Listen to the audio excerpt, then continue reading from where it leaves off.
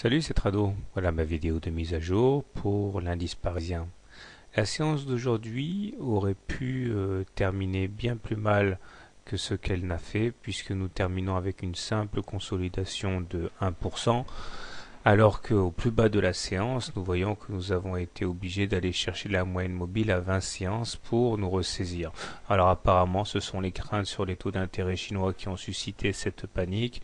Il est sûr que certains ont profité de l'absence des intervenants pour faire sauter les stop-loss et acheter des contrats à faible coût afin de remplir leur escarcelle pour la hausse future. N'en doutons pas, l'attaque du jour n'a pas fait que des malheureux. Par contre, on voit que, comme je le disais déjà depuis pas mal de temps, on était en apesanteur par rapport à la moyenne mobile à 20 séances et que ça, c'était pas forcément rassurant.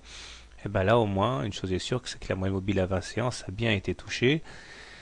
Et nous sommes donc repartis de l'avant. Il demeure que tout n'est pas rose au-delà, puisque le petit canal bleu de court terme que j'avais installé a explosé en vol. On peut le faire disparaître, il n'y a plus grand intérêt. Il y a aussi quelque chose qui me semble plutôt de mauvais augure. C'est le fait que la tasse avec anse, dont la ligne d'eau ici était en quelque sorte le juge de paix, a été clairement enfoncée en séance et en clôture, ce qui suffit pour moi malheureusement à l'invalider. Donc je vais la faire partir. Ça ne veut pas dire pour autant qu'on ne va pas rallier l'objectif de la tasse avec anse d'une autre manière, mais ça ne sera pas selon ce schéma-là. Il ne faut pas avoir de regrets à éliminer une figure graphique, ça sert à ça de mettre des stop-loss.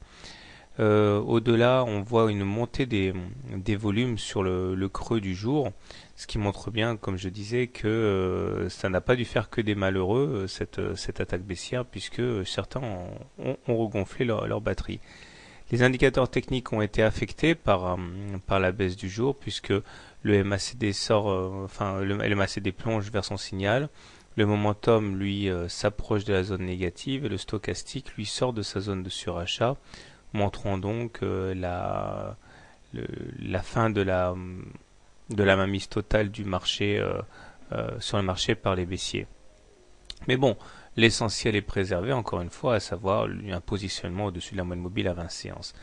Nous sommes toujours donc à l'intérieur de cette fourchette d'Andrews marron.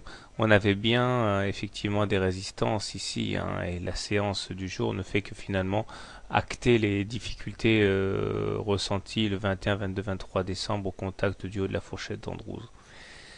Que dire d'autre? Pas grand chose. Un petit fibo quand même pour voir où nous en sommes.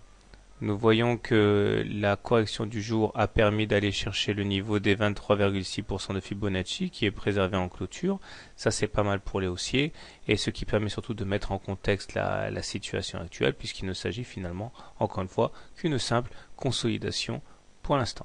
Alors comment trader le CAC demain? Si vous êtes haussier sur le CAC, vous pouvez acheter sur les niveaux actuels, mettre un stop loss en cas de clôture sous la M20, objectif, la M7, puis le haut de la fourchette d'Andrews marron en intraday. Si vous êtes plutôt prudent, vous attendez éventuellement un contact avec les 38,2% de retracement de Fibonacci. Si vous êtes baissier par contre, deux solutions. Première solution, vous tradez la M7, à savoir sur percussion avec la M7, vous vendez à découvert puisque finalement maintenant elle s'oppose comme une résistance au cours. Objectif retour sur la M20.